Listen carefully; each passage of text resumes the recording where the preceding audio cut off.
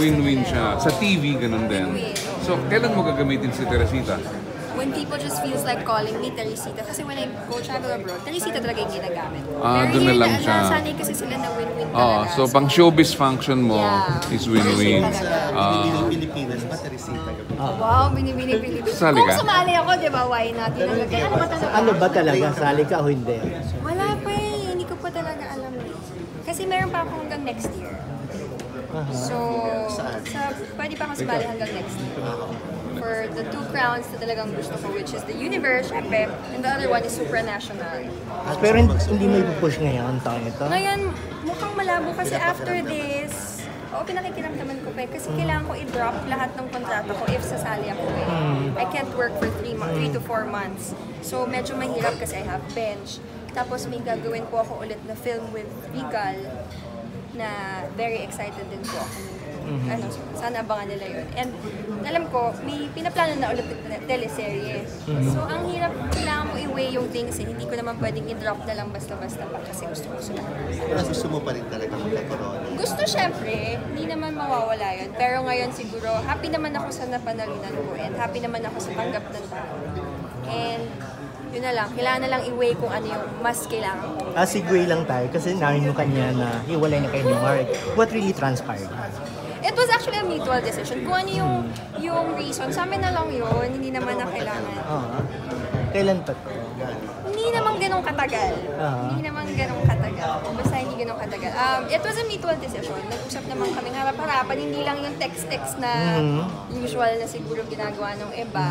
It was a mutual decision and we just want to do our own things now. Do you still follow each other? Oh yeah. Pero parang napansin ko wala, like sa part mo, wala ka ng mga post mo, tinanggal mo siya Actually, talaga. kasi mas ma-post si Mark kesa sa akin talaga.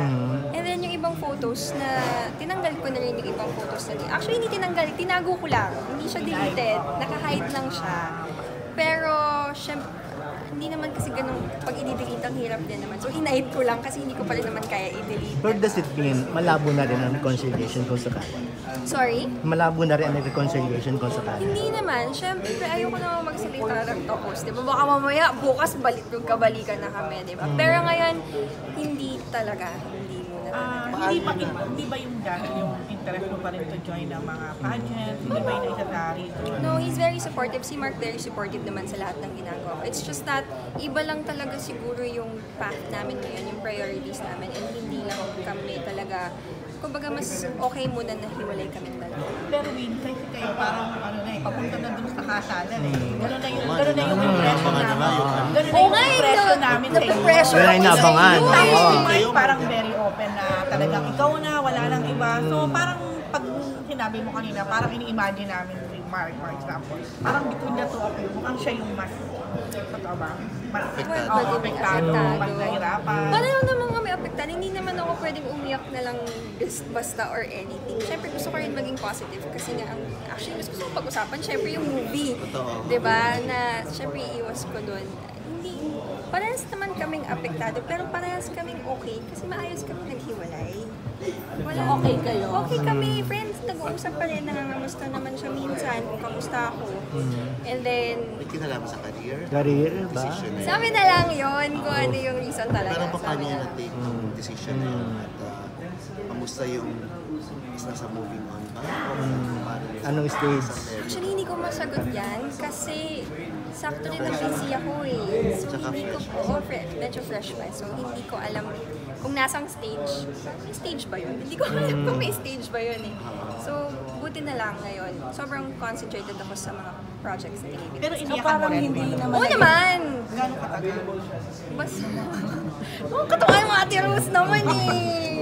So when hindi naging madrama ang breakup? No. It was very mature. Kasi nag-usap talaga kami. Usap ng maayos, linay down lahat na pag-usapan namin. And walang away. Walang away. Parang do you see it coming na bago pa yung breakup? Kayong dalawa yun. Siguro. Hindi naman pwedeng basta-basta mo na lang mag-break. Pero kanino nagsimula, nag-initiate? Siyempre may mag-initiate yan, di ba? Hindi ba lang Basta mutual talaga. mutual? Mutual talaga. Yung siya nag-open. Pareha yun na Oo, Pareho eh. Pareho talaga. Walang, yun yung weird. Siguro hindi kayo maniwala. Pero pareho talaga eh. Paano tinag-break ni Mark? Paano tinag-break?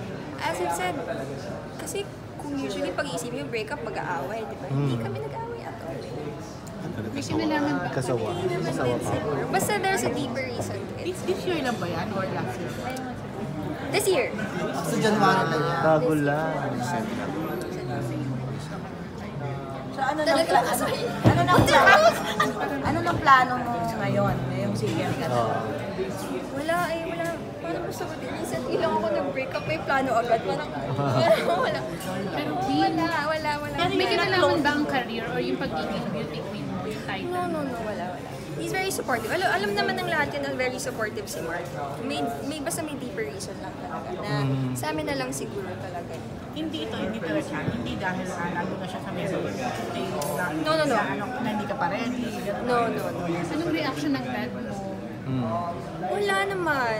Siyempre si Daddy, gusto niya wala akong boyfriend, Oo, yun hindi yung ako daddy. pa-asawa, Oo. di ba? Walang anything. Ano siya, tinanong niya kung kamusta si Mark. Tinanong niya sa akin kung kamusta si Mark. And sinabi mo okay. Sino yung unang sinabihan mo nung nag-break kayo? My cousin, si LJ. Si LJ. Ang mom and dad mo, sino mo na nakaalam? My dad. Kasi I live with my dad. Tapos napansin niya siguro na hindi niya nakikita si Mark. So nagtanong, sinabi ko na rin sa kanya. Hindi niya kinausap si Mark. No. Parang si Mark may tendency mag-stress. Grabe naman kayo, hindi. Ako positive ako, okay naman si Time and Mark. again, so alin ang part ng relasyon niyo ni Mark ang gusto mo ba? Wow! May connect sa movie. Oo, may connect sa Ay, movie. napasok ko yun dito Kaya kasagutin mo kasi may connect. Hindi, siguro si Mark kasi nga, super supportive sa lahat. To the point na nung sumali nga ako ng pageant, siya pa yung sasamahan niya ako bumili ng swimsuit, kung anong bagay sa akin. Titignan niya talaga kung okay ba to sa stage, ganyan. So siguro kung babalikan ko yun, yung time na he was really there when I really wanted to do something. Walang i-edit. Walang i-edit. Wala po kami, wala po. Na-miss mo yun sa kanya? 2 weeks ago pala kayo nag-break. Matagal-tagal naman na. Pero friends kayo. Oo, matagal-tagal naman. Friends yung status niyo. Yeah, we're okay. Ang hirap kasi kung friend. Si Viet. Natin ka niya Anong ngayon na-miss mo pa kay rin. Mark? Kami natin ka niya. May I love you pa rin. Tapos, Anong na-miss mo kay Mark? grabe naman kayo, wala. Siyempre, nami-miss ko pa din naman siya. So ano nga doon yung na-miss mo sa kanya? Yun nga yung Pagiging very supportive. May chance ba na maayos mo?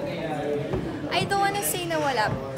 Maybe in the future, we wouldn't know, diba? Pero ngayon, I don't So know. ano ang natutunan mo?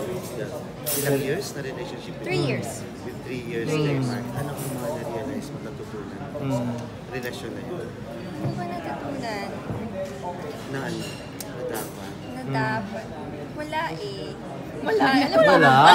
Hindi, ang hirap pag-isip kasi grabe naman kayo, kakabalik ko lang. Hindi ko alam Parang sa fully pageant lang. Parang Dapat mo natutunan. ibigay lahat?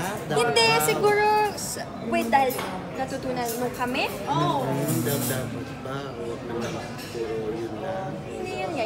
Same, kasi ako, I was really supportive with him sa kung ano yung gusto niya. And I was trying to help him with things na yung para maging better siya.